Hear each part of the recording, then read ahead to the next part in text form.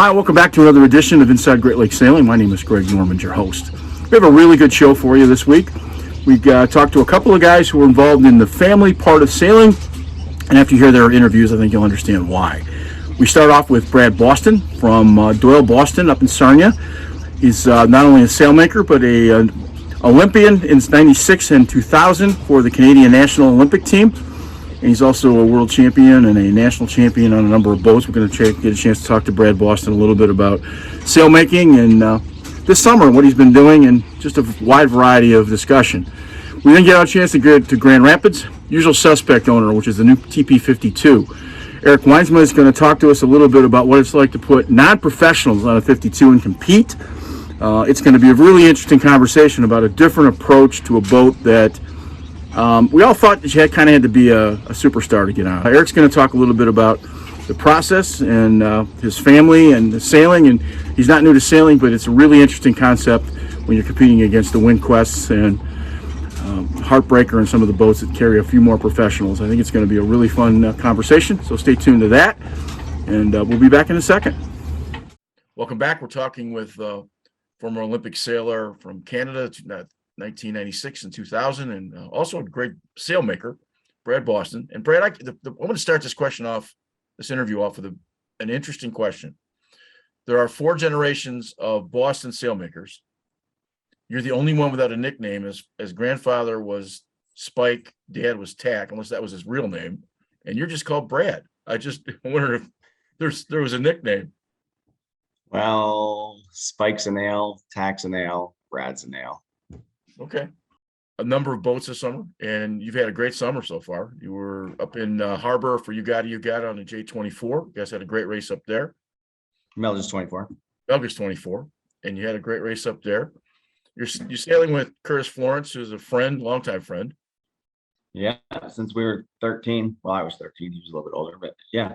So it's been fun to have such a good friend that we sail together on lots of boats and enjoy. When you're in the business of sailmaking, does it cut down on the amount of time you get to sail? Well, actually, I've sailed less this summer than any other summer.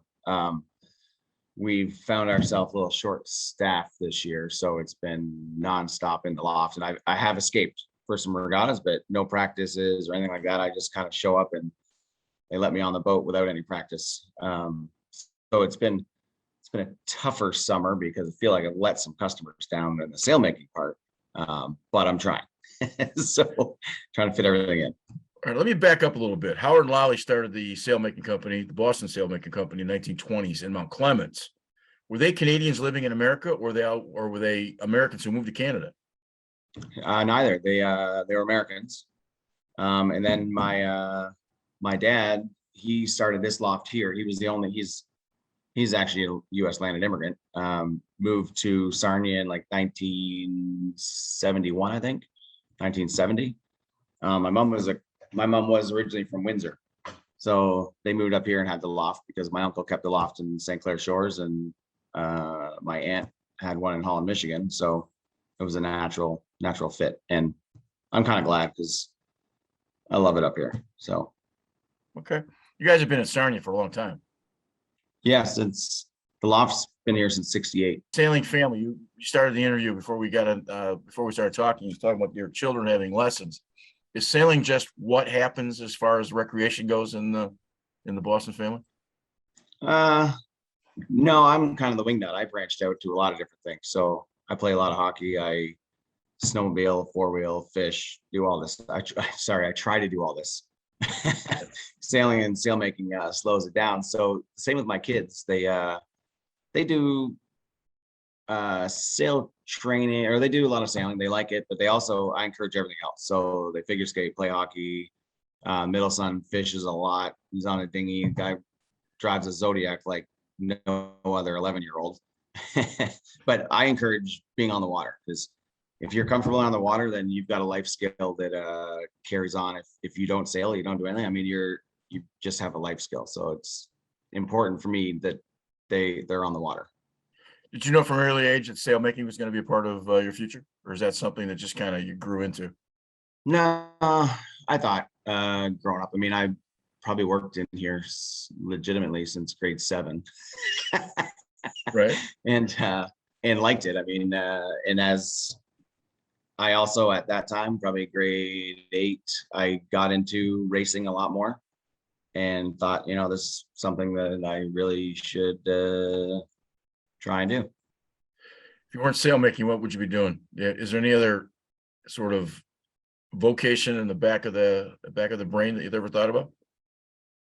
No, but it would be outdoors. Something would be outdoors. But the only reason not to be a sailmaker or a sailor would be wanting more weekends to do other things and spend more time with the family and stuff. Because I'm away a lot, which is kind of a downfall. The nice thing is the teams I sail on allow them to come a fair amount, which is awesome. The like Trey Sheehan and Shannon Bush and those guys, they're always open that if they can come, so that it makes it a little bit easier. But it doesn't happen very much because they got busy schedules too, but it does help. You see, and then again, obviously your children are young, but do you see a 5th generation of sailmakers coming out of the family? I don't know. It's too young. Hope someone does, but I'm not going to push for it. If it doesn't happen, it doesn't happen. But Okay. it would be nice, because right now it's my kids and my sister's kids are the hopefuls to keep it going. But if it doesn't, hey, what can you do? Everybody's got to be happy with what they do.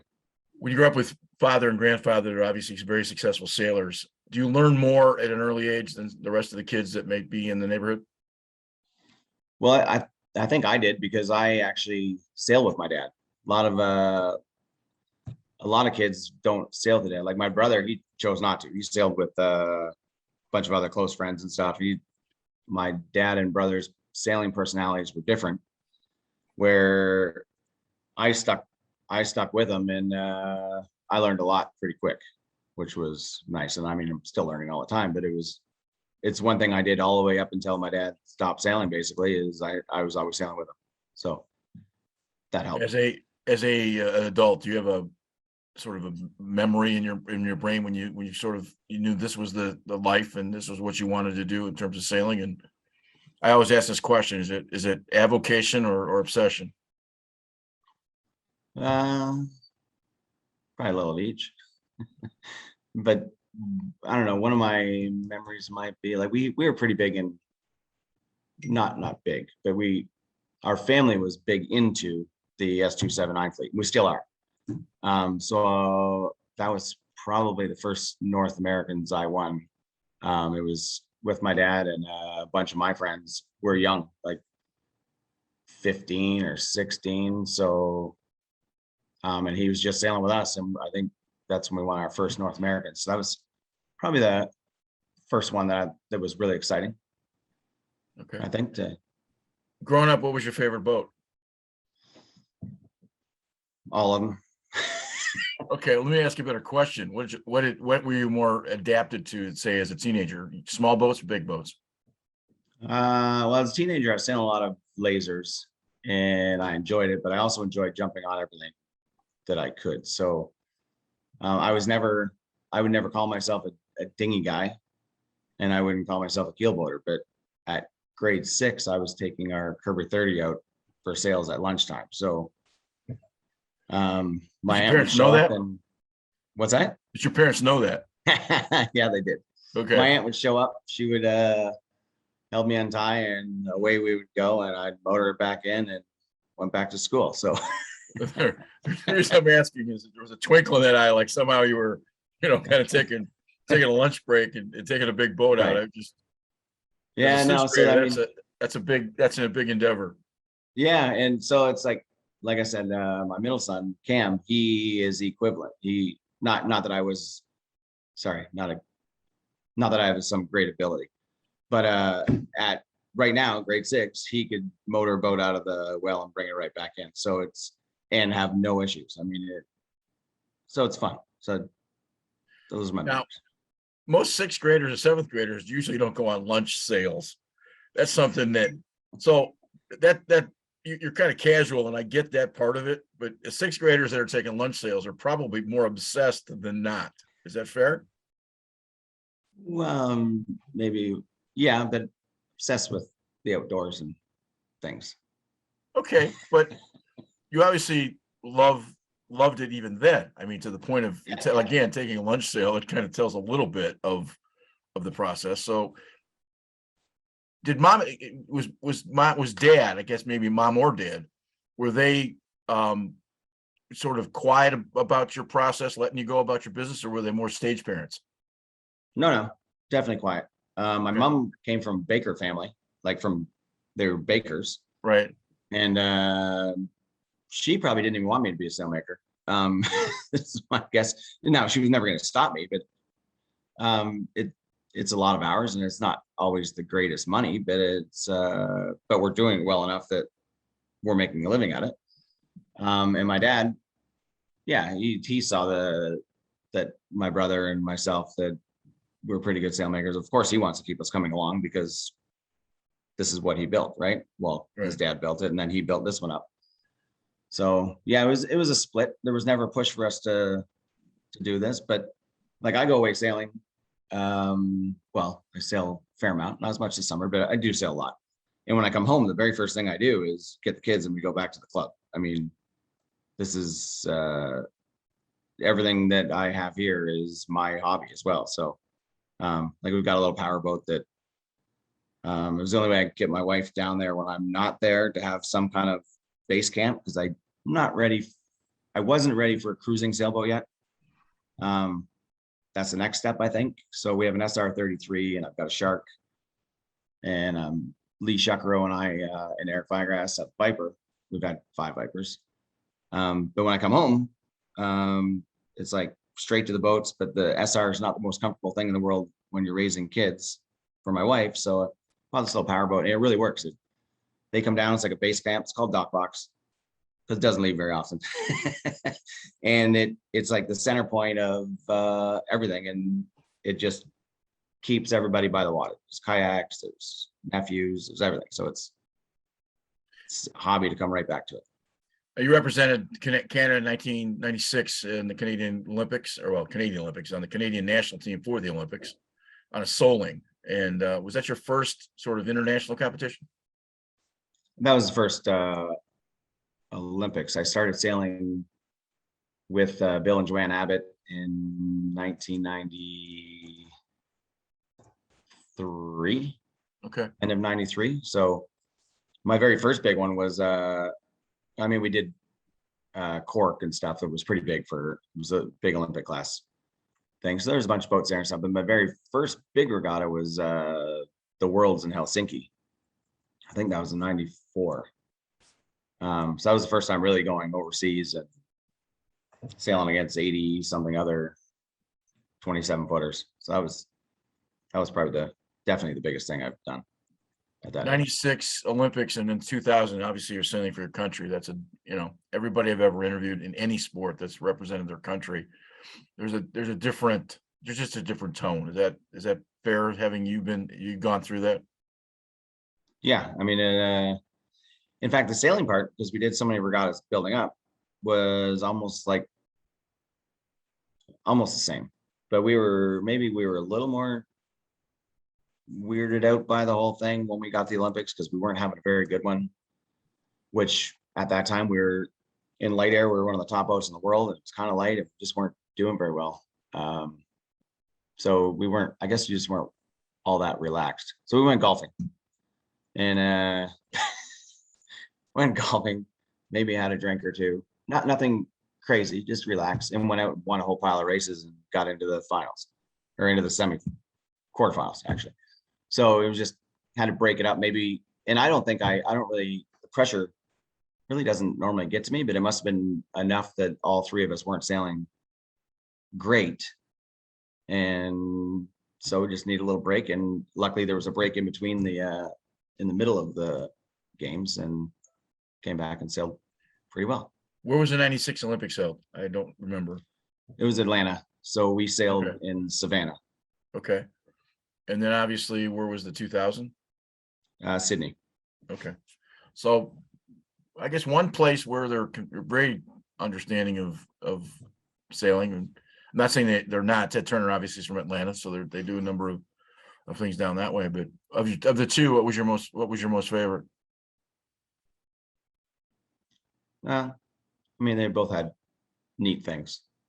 Okay. So like they built a whole village of barges for Savannah, and we were at the middle of end of the river, and it was this whole little marina built out of a whole lot of barges. It was pretty neat. I mean, beside us was Navy SEALs on this island that looked like it was a jungle over there, only to figure out that they dismantled the whole thing, and most of it was fake. Right. Amazing what the military does. So, and then Sydney, obviously a really cool spot, and there's probably nothing like sailing outside the heads in Sydney Harbor, because you go out, the rock formation on each side is huge, and all of a sudden for me, I'm in the bottom of nowhere now. Sailed out in big waves our very first sail, and it's like, oh boy, there's nothing else out here. So it was just a kind of a weird feeling, but it was neat. I mean, the town itself was a lot of fun. Where Savannah, we were kind of secluded. We did opening ceremonies in Atlanta, but then back to Savannah, and it was kind of like a hometown regatta. Okay. The city was bigger, so. The Canadians have done well in recent weeks on that not necessarily great in London, in Plymouth, England, but Canada and the United States in general don't get a whole lot of press in relationship to sailing. Certainly Canada even worse than the United States, and I guess to some extent they've kind of fallen off. Should the sport be better known? Should the sport attract more attention? And looking back at the last two Olympics on television, they got less than 0.5% of coverage. Yeah, it would be nice if it was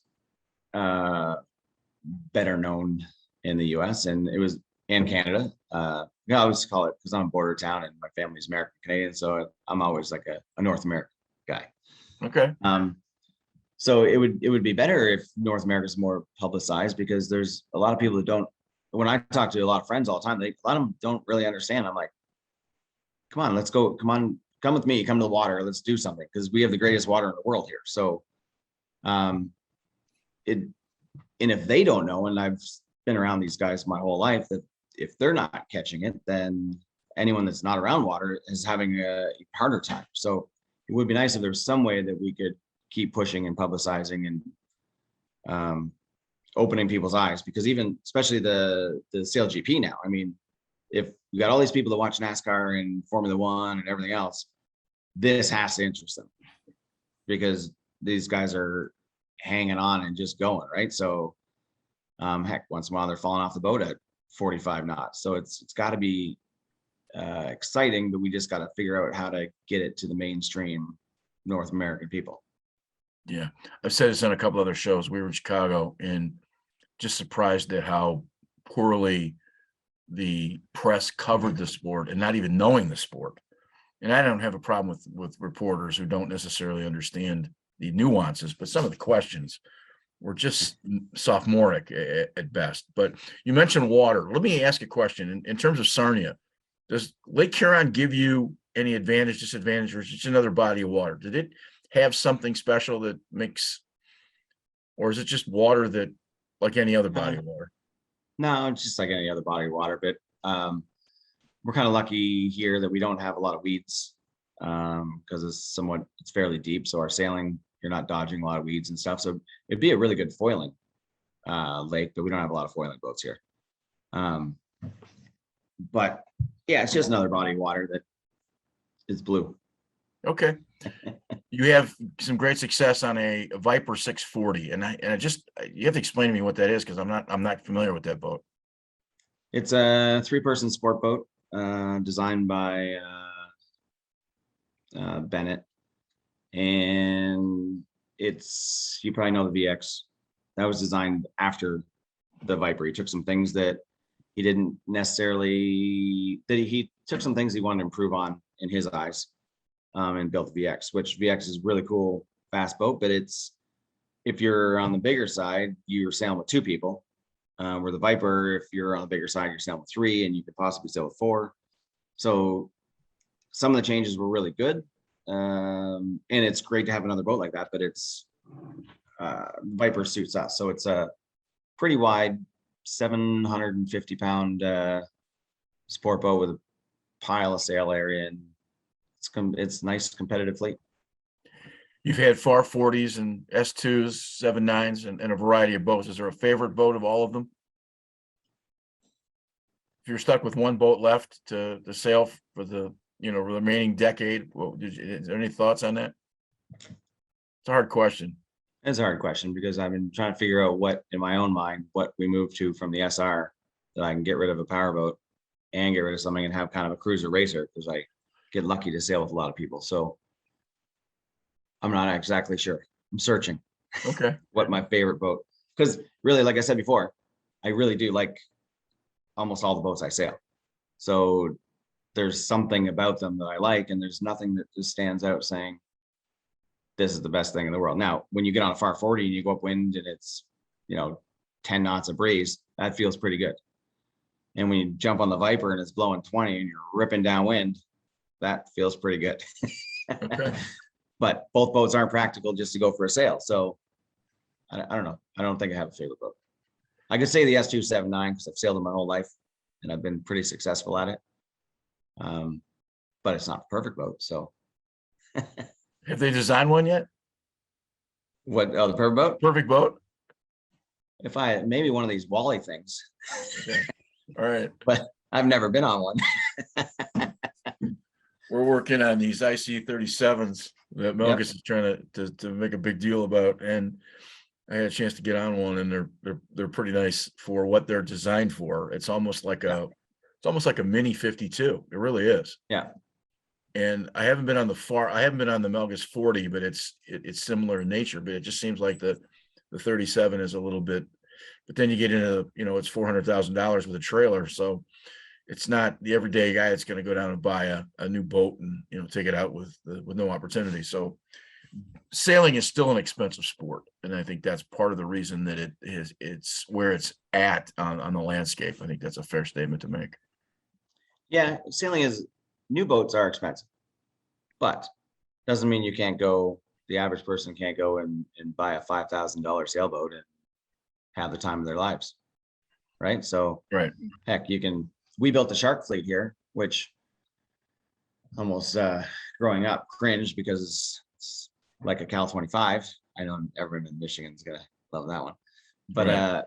We were gonna do a little Blue Jay fleet to get Monday night racing going here. There was like 15 of us. Then we started looking at the price of these used sharks, and we could buy them for $1,000 to $4,000. Next thing you know, we have, I think, 18 sharks here in Sarnia for Monday night racing, and $1,000 boats are like mine, fixer uppers, but it's perfect. I mean, I spent one of the COVID winters and put it in my garage and just redid it. I didn't paint or anything. I just painted the deck, made the bottom look nice. So I probably have another $1,500 into it, and we go out, and Monday nights we got this great little fleet for cheap. So there's lots of opportunities for people to sail. We don't all have to have the $400,000 or $500,000 boats. Okay. All right. Let me switch hats a little bit. Are you a better sail because of sail making, or a better sailmaker because of sailing? I would be a better sailmaker because of sailing. Okay. So all the things you see, how you might want to tweak something. Also, sailing against competitor sails and stuff, right? So look over and, hey, that's not a bad idea. Or, I mean, they're looking over at us too, like, that's a pretty good idea. So I think in order to be a good sailmaker, you really do have to be, you got to be on the water. So, because we don't want to make the same sails that we did in 1980. You got to keep evolving. I want to get into that, but if I'm 18 and I want to be a sailmaker, how do I get in the business, or can I get in the business?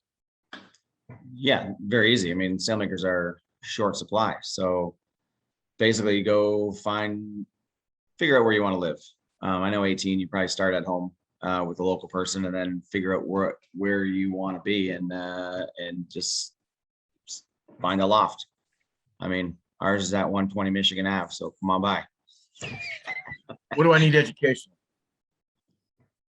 It'd be nice if you had some math skills, and other than that, you gotta have probably math skills, people skills, and you're good to go. Now, that's if you're just a sailmaker. If you're a sail designer, yes, got to go to school, got to learn all the programming and everything else.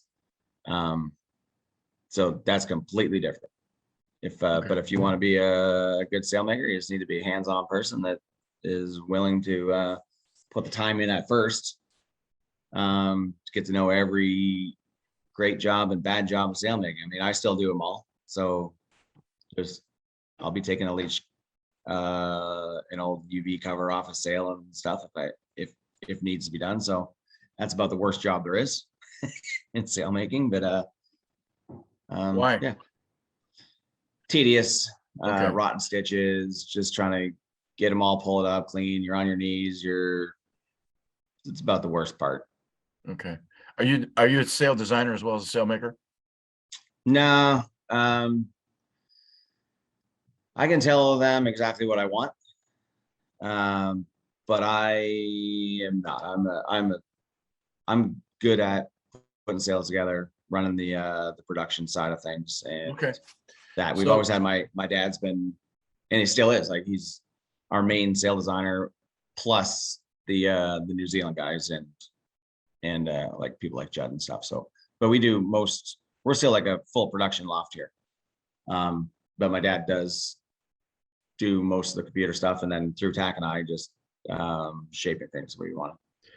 Is sail design like physics? There hasn't been a lot changed since 1911. And I say that from this standpoint, materials have certainly changed. Is there anything really radical or new or different today? Let me qualify the question. Of course, technology changes everything. I understand that part. But does Quantum know something that you don't know? Is there something that somebody in the business has that the rest of you guys have to catch up to, or is it pretty much sort of incremental as growth goes as an industry rather than a company? No, it's more as things get lighter, stiffer, stronger. It's just adapting shapes, I think. So before, a mast would bend a lot and you had to have a really full sail, but that sail would stretch all over the place. So now we have materials that don't move, and we have masts that don't move much, and we have hulls that don't move. So it's just adapting to all those. And then as we get into foiling and things like that, it just gets tweakier, I think. So I don't think there's anything that way that's outstanding. I mean, the nice thing is Doyle's done a good job of becoming one of the leaders in the high technology things. But it still isn't. I don't see any, to answer your question. I think we just keep moving along with that. If I've got the top end racing sail, I'm from 5 different companies, are we all buying cloth from the same place? No, you're buying well, we could buy Dimension, Contender, Bainbridge, stuff like that. We could buy generic materials. So like Dacron basically is still coming off the roll. There's some Kevlars there's not Kevlars, there's Aramids and things like that come off the roll.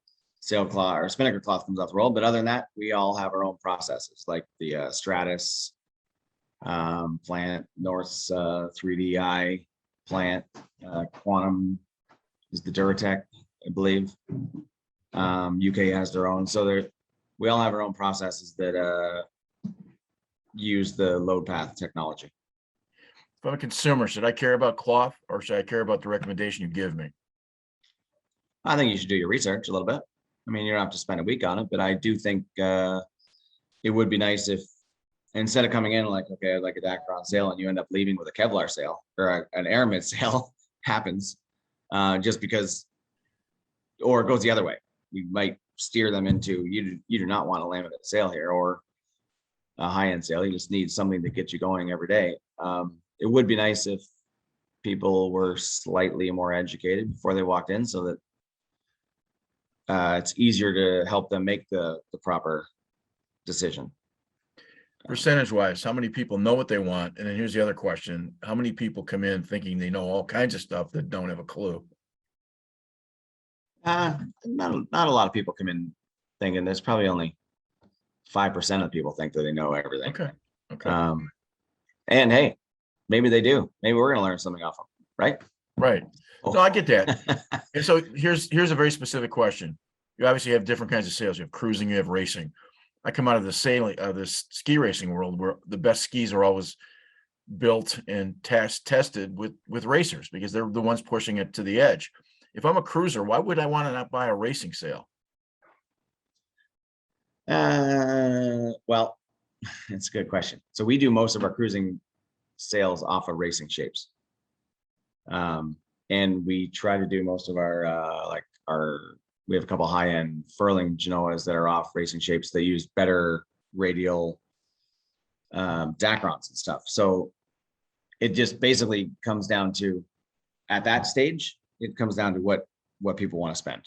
Because obviously if you're in a cruising boat, you're kind of on a budget, well, you're probably going to be stuck with a Dacron crosscut, which is, you're not stuck. I mean, it's good. They've been around for years, right? They're going to hold they're going to be on the boat for over 20 years, 25 years. They're not going to hold their shape as well, but it depends again at that point, what they want to spend, because it's probably, for a radial, is probably 30% more.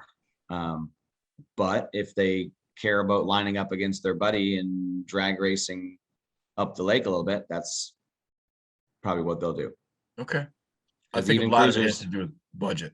It really does. Yeah, budget. Because even cruisers race. They race their buddy every single time they get out there. That's the joke, right? If there's a poster, if there's two boats on the water, somebody's racing. That's right. I don't think there's just even instinctively in your head, there's a boat way out in front. I get that part of it.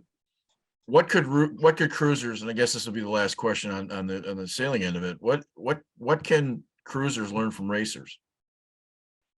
And then the follow up to that is, do cruisers, or for that matter, do we really understand at the top end? They certainly do in racing, but do we understand sail shape as much as we should? The first one, cruisers could watch how a sailboat actually goes through the water faster, and it'd make their life more comfortable. Because most people, when they come in, they still want to talk about, I had it leaned over to the rail, and this is the most common thing is, we're just rails in the water and I'm just scooting right along, and I just look at them like, right.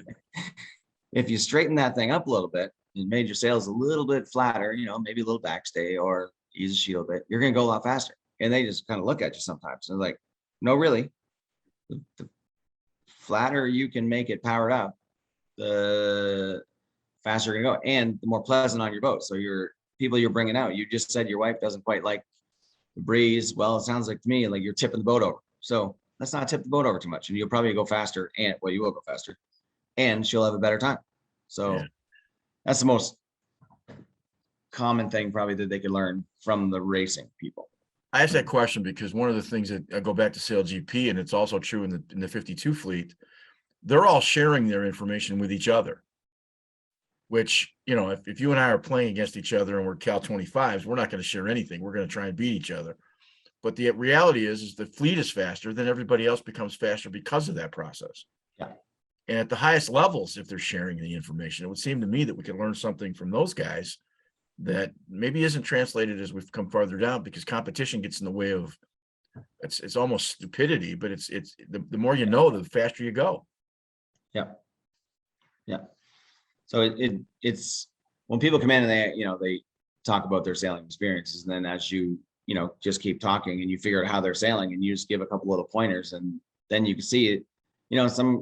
Someone might just shrug their shoulders, walk away, but most of them then come back and ask a couple more questions. And the next time they come in, they've got another string of questions. And I mean, we don't have all the answers, but I do sail a fair amount, so I can kind of help. And we build a relationship that way, and they become better sailors as long as they're putting it into the water, what they're learning, like putting it into the boat. And I think most people are doing that, and it helps. So as you're saying, like, people just need to talk more about it. Last question. People that I've talked to about you, who know you, say you're a lot more competitive than you give off from the sort of laissez-faire kind of conversation where, you're mentioning the Olympics. Well, we went and had a beer. I think that's great, but there has to be some really serious competitive fire underneath to do what you do. Yeah, I want to win every single time, but I hold it in a little bit more. So, every once in a while you might see somebody else slam the deck or swear a whole pile, and trust me, it's going on up here, but I can hold my emotions. And at the end of the day, really, as long as we do everything to our best of our ability, basically, I need to be good with it. If I make a mistake, like yesterday, we were sailing in Put in Bay and made a little mistake and regretted it. Tried to get back we were sailing T10s yesterday and made a mistake and lost the regatta. There's things going on up here, but it was a team too. So the whole team, it's not just on one person always. Like, it's not the bow guy screws up, or it's not the driver screws up, or the tactician screws up. It's all of us. So we all got to work together. And if we're working together, we make fewer mistakes. Yeah, I'm competitive. You'll see me smiling more often than not, because I don't like to show the other side. I don't have the other side. I don't slam the deck. I don't do all that stuff. So it's just not me. I mean, I don't want to be that person. You've had a lot more success than most. What makes you a good sailor? Why do you think you're a good sailor? Because I've been surrounded by really good sailors all the time.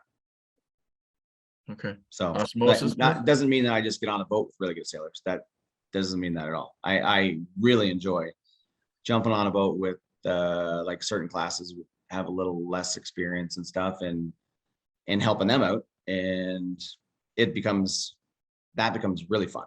That holy, we just these guys haven't been very successful. I mean, they've been at the bottom of the fleet, and next thing you know, we're every once in a while crossing the leaders. I mean, but comes back to the hobby part again, that I just love being on the water with lots of different people. So yeah, we got a lot of regattas coming up, because this is the busiest time actually. Once Mackinacs go by, we get into like next week's T10 North Americans, and then coming up after that will be the S2 North Americans and the J70 North Americans, the Viper North Americans. Gets busy. And September on the Great Lakes is nearly the best month to sail. You're not sweating to death. Well, yeah, not sweating to death. The water's still warm, and there's generally better breeze. So September even into a couple first weeks of October are super nice. What's the busiest time for a Midwest sail off? When's your busiest time? I'm assuming probably November to February. Yeah, our busiest time is probably December to still now. Right. Supposed to be June, mid-June. Okay. Because you'll get some late guys and girls that come in and get, they want to order something in March. So that's going to push you back into probably mid-June, because we've been in full go mode since December. Kind of do a bunch of service stuff at the beginning of the year. And then, to be honest, we're not working long days. We're like 9 to 5 for a couple months. And then obviously you're back to 8 to 6 or now, because I can't get caught up, still a lot longer than that. But yeah. Well, listen, again, thank you. Have a great rest of the summer. Get a chance to tell you a little bit of a story. Mark Strubia, a world-class star sailor, sent me a couple of pictures, which you're looking at now, as they're bringing the boat from Los Angeles up to San Francisco a couple of weeks ago. It was old Roy Disney's pay wagon. We had a chance to take a great white take a chunk out of the keel, the bulb. And you can see the teeth marks. Said that there was a night attack from the shark, and it was an interesting process, but the reality to it was when a shark attacks a boat, you get teeth marks. At any rate, one of the unusual aspects of the process. We wanted to thank Brad for talking to us a little bit about all the stuff that goes on at Boston Doyle. I mean, that's Doyle Boston up there in Sarnia, and it was a good interview. So we're going to talk to Eric next about the P-52s. He'll be back in a second. Welcome back. We're talking with Eric Weinsma, who is the skipper and owner of Unusual Suspects, which is a Grand Prix 52. Eric, first of all, appreciate you coming and talking to us. Thanks, Greg. This is a unique conversation because you're campaigning a professional, semi-professional boat sort of on an amateur status. And I say that because I think that's the unusual part of this. You've had a really successful first season. And I guess I want to back up and just start from the beginning. You're from Grand Rapids. You're part of, I think, Macatawa, if I'm not mistaken. Yeah. I live in Grand Rapids most of the time, part-time in Harbor Springs these days, and started to do a little bit of work up there. So I'm a member at both clubs, Macatawa Bay and also Little Traverse Yacht Club in Harbor Springs. Now, we'll get into the whole specific, your sailing background, but so you've been a sailor your whole life. This is not like a guy buying a first boat and then, circumnavigating the world. Right. But you had a very specific idea and process. So maybe explain it about the boat and where you've taken it. Yeah, sure. We have had a lengthy series of boats over a lot of years, but obviously the TP-52s have some allure to a lot of people. They're kind of big and maybe a little bit intimidating initially. But as they have now gotten older, they're affordable for a lot of club level teams like ours. And so I'm trying to spread the word about how much fun they are to sail. I'd like to get a little bit more participation from the amateur side of things and other people trying to do what I'm trying to do. But to answer your question, basically, we, as sailors, obviously, after a lot of years, we all find different ways to succeed. And everybody on our boat we're half kids, half grown-ups, basically, dads and kids mostly. Most of the people on the boat have a collection of flags and little trophies from various sailing events. If that was the goal, then we are in the wrong boat. We are definitely doing this to try to learn and get better and grow as a team. And, someday maybe we'll go back to a more modest boat program and maybe cash in some of our knowledge chips then. But right now we're just about a different experience, really. So our team had more people than we had room for on the previous boat. As people's kids got big enough to get involved, we needed a little bit bigger boat. So evaluate a lot of options. Most of them weren't super exciting. And there was not any really good big boat one design in the area where I sail mostly. So this is kind of the closest thing. And we kind of liked that, a little more Grand Prix effort. It's cool to be part of and to see. And I can't tell you how much fun it's been. And all the support we've had from the other teams has been great. Is your 52 a Boateen? No, it's a Reichel Pew, and it's from 2008. Originally was built as an Artemis for Torben Turnquist's project, which obviously that was a full Grand Prix effort. And those guys did new boats, I think, for 3 years in a row, 07, 08, and 09. So Reichel Pew design, Cookston built. We should point out at the early part of the century, the century we're in, 2022, we should point out that this 52 series was literally started in California by a couple of guys on a bet. Yeah. And it led to a pretty good California series, which eventually ended up in the Mediterranean with Tony Langley and some of those guys, and then eventually came back to the Great Lakes. And for a while, it looked like it was going to be sort of a replacement boat for the America's Cup. I think that's a fair statement to make. And yeah, I think Grand Prix level stuff is a little that may be, but that's a whole, obviously a whole different language than what we're speaking. Right? No, and TP obviously stands for Transpat, so that was kind of part of that process. That was the evolution of the boat. Yeah, right. Point, the Great Lakes series now is as good as there is, as it certainly was better than what it was in California. And the idea of taking on, again, AAA baseball, and I've used that moniker more than once. Good example. Is it kind of a daunting task, not only financially, but recreationally and competitively. So you must have times in bed where you were thinking about, what am I doing? Yeah, that's for sure. There's that's a very high level. So, but the boats that we're all focused on, of course, are, you know, the 4 Grand Prix teams. You got Heartbreaker, WinQuest, Natalie J, and Mockingbird. These are all full professional efforts. They're, as we call them, paid professional athletes, you know, and that's what that is. It's super cool. We didn't enter this with any delusions about we're going to go out and, you know, and play at that same level. We obviously have an old boat. It's a 2008. These guys are sailing more modern stuff. The differences are not as evident offshore, but around the buoys, it becomes clear real quick. They're playing a different game. So for us, it's about improvement, and we made a lot of great progress at Harbor Springs. It doesn't always look that way in the scorecard, and that's a little tough on the ego, you know, because you can't help but go and look at the results, and you look at your corrected time, and you think, gee, if we would have sailed in ORC Division A, we probably would have won that. You know what I mean? Right. But it's not about that, like I said. So it's, When you go from a go-kart to a Ferrari, you worry about safety for those kids and those adults on board, because that's part of that discussion, is that TP-52s can be very finicky in their process. they're fragile boats, especially the newer Grand Prix boats. As we saw in Chicago Mackinac, a couple of the boats elected not to continue sailing, WinQuest and Mockingbird, maybe for different reasons, but they are fragile, especially the newer ones. Our boat is kind of the tail end of the older generation, where they were still intended for some offshore purposes. And that's a big reason, aside from just cost, that we went with one of these older boats. And we did find that they're on a, you know, when you get offshore and you're kind of more reaching situation, or maybe you have the party sails up and you're not going straight upwind, definitely can be competitive with the newer boats. But as far as the straight upwind, straight downwind stuff and breeze, the new boats are just better, you know.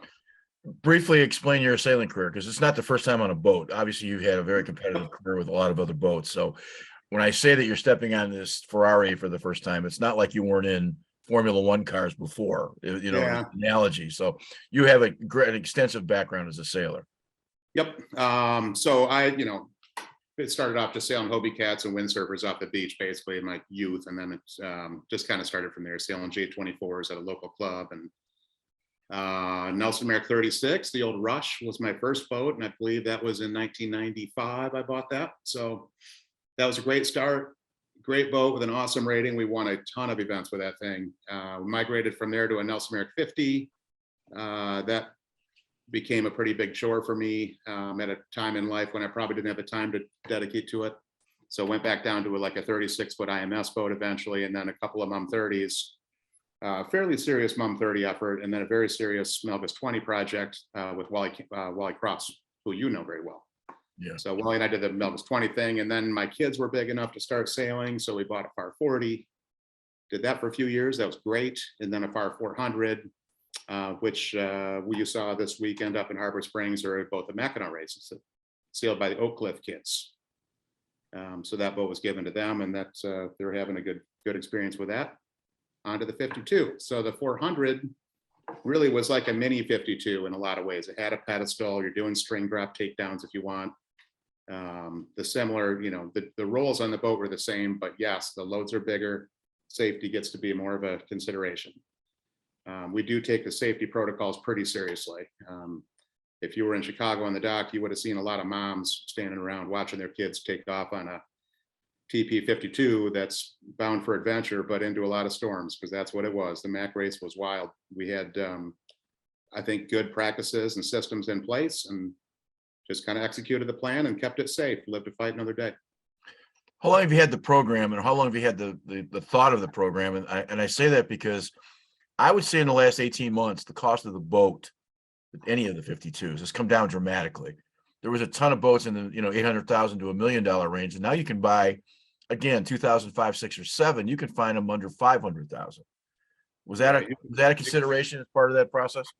You can find them under 200 for sure, if you're willing to, you know, buy a little bit of a project. And there's everything in between. So after they get to a certain point, they don't really depreciate that much anymore, and it's just been a matter of the pricing is based on condition. So you can find them at any budget. You can sail them at any budget. It doesn't have to be a full Grand Prix deal. That's what I'm out to prove.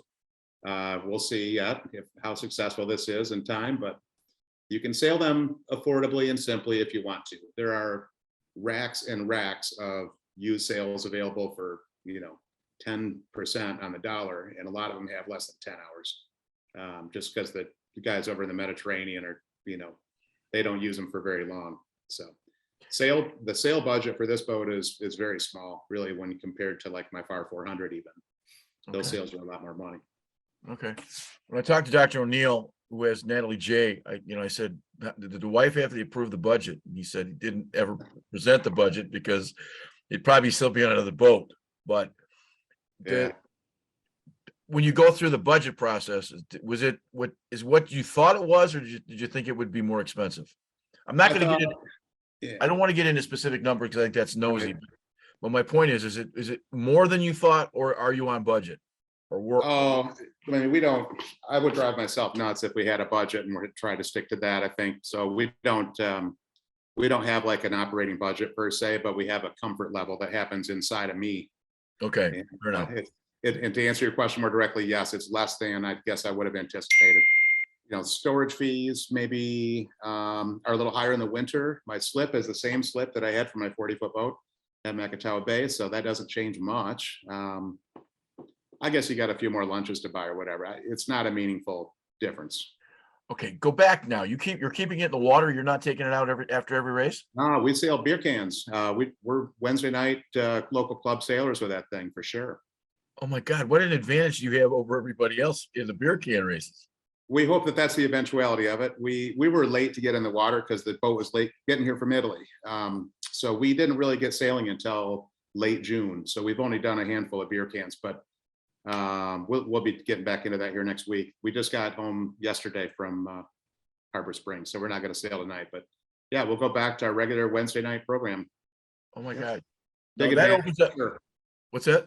It's a big advantage for sure. If you got, you're doing string takedowns every week, your crew gets pretty good at it, All right. Well, here's the obvious question. The rest of the 52 fleet doesn't treat their 52s the way you do. You treat yours like a regular boat. Yeah, no, right. That's extraordinary. Yep, we have enough people around. This is, as my wife put it, if you're ever going to do something this silly, right now is when to do it, because I've got a bunch of college kids around me and my kids and their friends.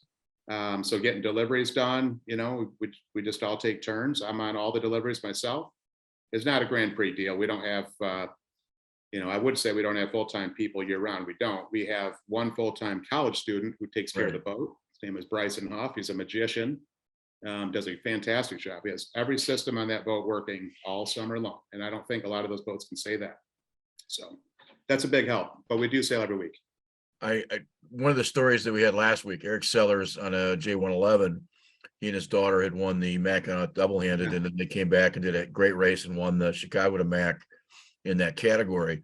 Then went back to your club, Little Travers, and was second in the 111. And turns out he gets beat. Well, who did he get beat by? He got beat by, Terry Hutchinson. Yeah. It's thing out of it. Yeah. Yeah. Here's my golf partner. Here's Tiger Woods. Let's join him. We'll play. We'll match up in best ball. It's a little unfair, but I get the point. Is the joy of this boat, obviously the kids in the program and the rest of it, but when you're finally going downwind and you turn back and look and you see and you realize you're going 19 miles an hour, 19 knots, 20 knots, that's got to be the upside to it, because you haven't had a boat this fast at any point, have you? No, right. There's not many sailboats in the world that are this fast. The other day I handed the helm to my daughter, Jenna, who's 17 and hasn't sailed big boats a ton. And I was getting a sandwich or whatever. And I looked back and we're ripping across the bay going 18. I got a 17-year-old on the helm, and it just feels like no big deal, because the boats, once they get rolling, they just unload, and they just go faster, and it's super duper fun. So yeah, downwind is crazy, but to me, it's almost crazier going 9.2 upwind. That's almost a harder thing to get my head around for some reason. So it's pretty cool. You feel a little bit more celebrity when you're at the dock, because it is one of those boats that everybody wants to look at? I mean, the 52s, yeah, the people like to look at them. They're cool. They're outrageous machines. They really are. I'm always parked next to all the brand new, beautiful ones, so people look at those boats a little longer, but that's okay. No, I asked the question. Fred Pye is involved in the Sail GP series, and he'd won some money through Bitcoin. And anyway, he became a billionaire because of some court deals. but like he said, he's on the world circuit now, and he's being looked at as a celebrity when he, up until a year ago, he was sailing his 36.6 out of Toronto, and he became a celebrity in sailing because he has money. And I'm not suggesting that's the case here. I'm just saying you get looked at differently. But then the follow-up to that is this: the 52 fleet skippers could not be better at supporting each other. You guys all get the same information after the race. How has the relationship with them been? It's the most amazing thing, because I've been in some one design fleets like the Melgus 20s and the Mum 30 stuff back in the days. And, there's always some camaraderie, and it's always really, really cool. And you kind of miss that in some of the handicap classes. I would say I've been absolutely blown away by the generosity. The Heartbreaker team, those guys, Simon and Graham, who run that project, have been super helpful with knowledge. We try not to lean on them too hard for time, but we like their knowledge. Phil from Natalie J has kept in contact with me, Bob Hughes, Tom Giesler I've talked to a fair amount. All these guys have been, every team has either helped or offered to help with something, because they know that putting these things together for your first time is a little bit complex. It is. It's not a Catalina 27. There are a few more moving parts, hydraulic head stays, and it's like a new language kind of. So all those guys have been awesome. Tons of support. Chris Duhan from Mockingbird has been like a life coach on some of this stuff. It's been great. It really has. It's pretty cool. Chris and Bob are two of the nicest guys you'll ever meet. They really are. For sure. They could not be nicer. They're glad to have more people join in the group. Oh, absolutely. I mean, I understand that. Maybe they're all relieved they got one more boat that'll be behind them on scorecard, at least for a little while. Maybe they like that. No, they've been honestly, they want to grow the class. Yeah, and I think it's just honest guys who really appreciate you and jumping in with their endeavor, and I think part of it's competitive, but I also think it's genuine. I think they're just really cool guys.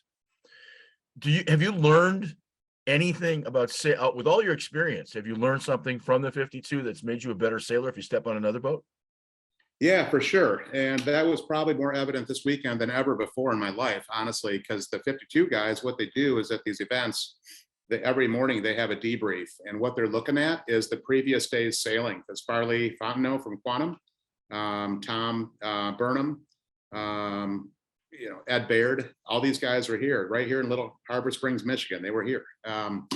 And they do this video debrief, and they're looking at sail shapes. So Farley will be on the protector. Now I have the camera like right up, looking up the length of the boom, and you can see leach profiles. And so they'll have all 5 boats like on, vertically pictured on a display, and they'll go through, Eric, why was the top of your jib so open? It looks like the clue is sheeted on all the way. The top of the jib is really falling apart here. What's going on? And then that just makes you look into problem solving. So that was really, really insightful stuff to get from them. And also, there were times I was reaching for the radio, like we might get called over early here. We were early. And you look at it on the vid and you're like, nope, I was a full second late every single one of those starts. And then you end up choking in bad air. So yeah, there's a lot to be learned. It's get your pings calibrated going to the start line, because we were late. And I thought we weren't. I really honestly thought we were early. So watching that was helpful.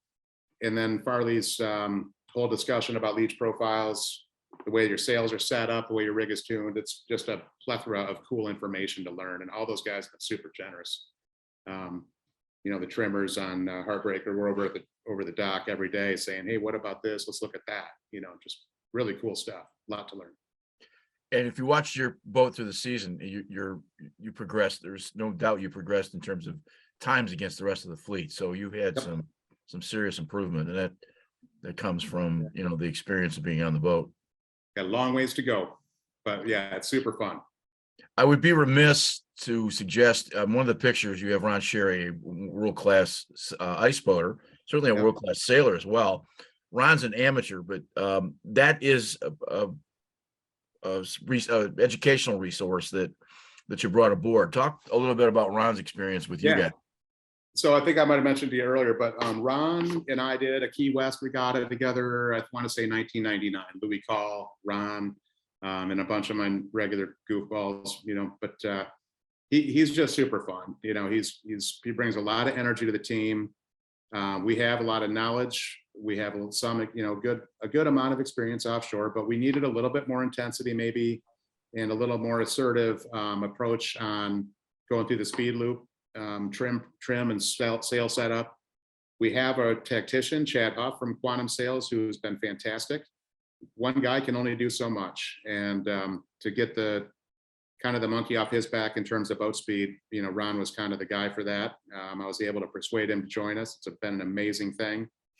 Yes, he's an amateur. He's not a paid guy, but he is better than most of the pros that I've sailed with in my boats over a lot of years. So fantastic addition. He brings a ton of positive energy. He never, ever goes dark. He will say outrageous things at just the right time to get everybody's head back in the game. And so he's kind of he's a cheerleader. He's a speed freak. He's a lot of things. But yeah, he brought a lot to the team. It was super fun having him, and we're hoping he comes back. When you have the amateur process that you've developed and you get somebody like Ron on board, does it in the back of your head think about maybe we pick up a pro here or there to be slightly more competitive, or are you really ardent about staying on the program you started with? We're going to stay the course. When I look around the boat, I don't know which one of those people I'm going to replace with a pro and feel good about it. They're all my friends and my kids and my friends' kids. That's our gig, and it's awesome. A ton of adventure. It's super fun that way. And I think that does happen. I mean, if you look at, just to take as an example, the Natalie J project, when they bought their first 52, which is now quite a few years ago, they were the first GP-52 in the Great Lakes. They went around and just won everything, and they did it as a kind of more of a amateur based program. Of course, things evolve, and they were ready for a different level, and they've got Borgulari in there, obviously, and all of his pals, and that's a serious deal, and it's really, really cool, and I respect it immensely, just because the skill level is so high. But that's probably not the path we're heading down. I'm gonna try to carry out my game plan, which is to get some more of the other 52s that are already here in the lakes sailing as part of this combined effort. And I want to have it sort of join the more Grand Prix organization, but have it be a separately scored thing. So the Great Lakes 52 class already has now in place a Corinthian season award. So this is an award that'll go to the top boat for the year that was sailed with 3 pros or less. So, I think that could be really cool over time. And that's going to be my next attempt, is to get a little bit more structure there. Maybe have a 2 or 3 event scoring thing just to kick things off, try and entice some more of these other amateur 52s to join, so that I have other people to sail with that are maybe closer to our level. Trey Sheehan, who owns Hooligan, which is the old Natalie J. We've had a chance to have him on. We were on that boat a couple of weeks ago, and they did the Newport to Bermuda. Right. And that boat still hums. Now he's obviously put some number of bits of money into it, but the fleets are growing, and I think they're growing because the boat is, it's attractive to sail, but it's also fun to watch. And it's, if you're going to watch a stadium race, it's a lot more enjoyable to see a PT-52 than it is watching a J70. It's just a different animal. There's so many moving parts. It's really hard, but when the teamwork thing happens, it's a really cool experience for sure. Couple questions to finish. What has given you the most joy so far? Probably just the notion that we can get this thing from being a bunch of club level dudes to getting closer to being in the game. On the offshore races, as you alluded earlier, that we were in the game. We had Heartbreaker, behind us. We had, all the big names and Olympic and America's Cup dudes on some of these boats, and we're playing the game with them. It's cool. So in the offshore stuff, it's, it's a little bit more level, and just being able to share that with all of our kids and stuff is pretty cool. This past weekend in Harbor Springs, I had all 3 of my kids on the boat. And there's probably not a lot of sailors that get to do that and have their kids actually want to sail with them. It's a pretty cool experience for sure. Yeah. It won't be forever that way, perhaps, but for the foreseeable future, that's what we're doing. So that's been the highlight.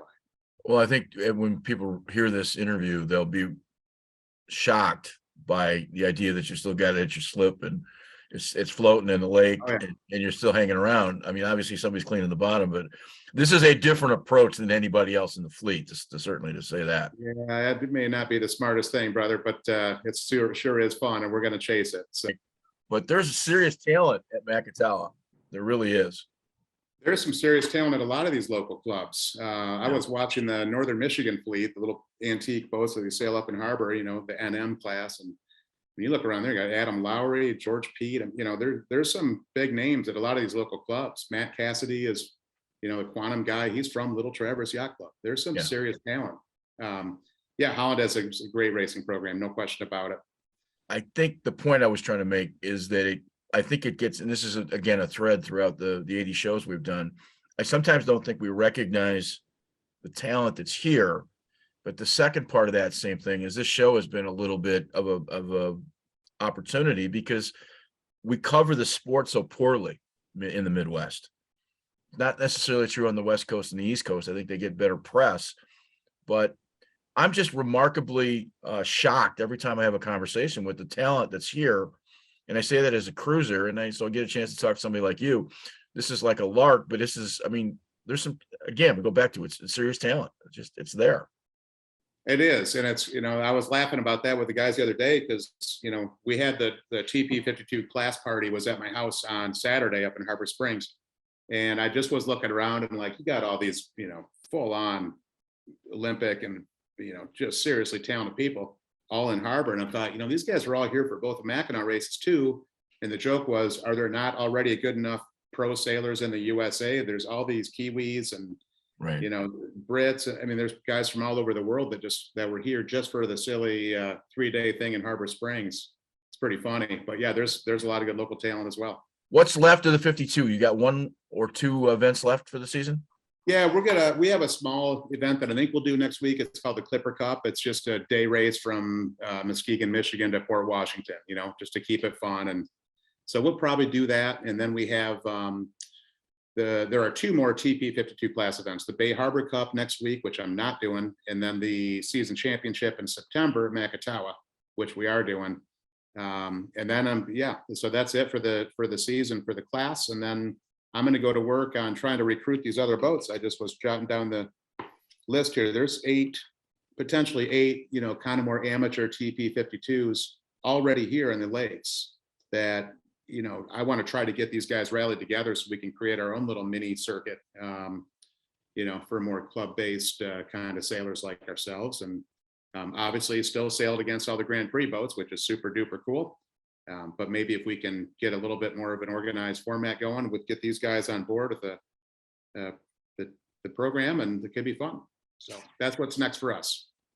Eric, thank you. This is a great project you've got going, and Thank you. We wish you the best of luck and have a great rest of this season and certainly into next year. Thanks a bunch. Appreciate your time. It's fun. I want to thank Eric and Brad for coming aboard and talking to us a little bit about the family aspect of sailing, both at the professional level and it's Usual Suspects has had a really good season. There's still a couple more races left in the year, but a different concept to bringing it to the Great Lakes 52 fleet, and we think that's pretty terrific. So we hope you enjoyed the show. Stay tuned. We got some really good guests coming up in the next few weeks, so stay tuned and we'll see you next time.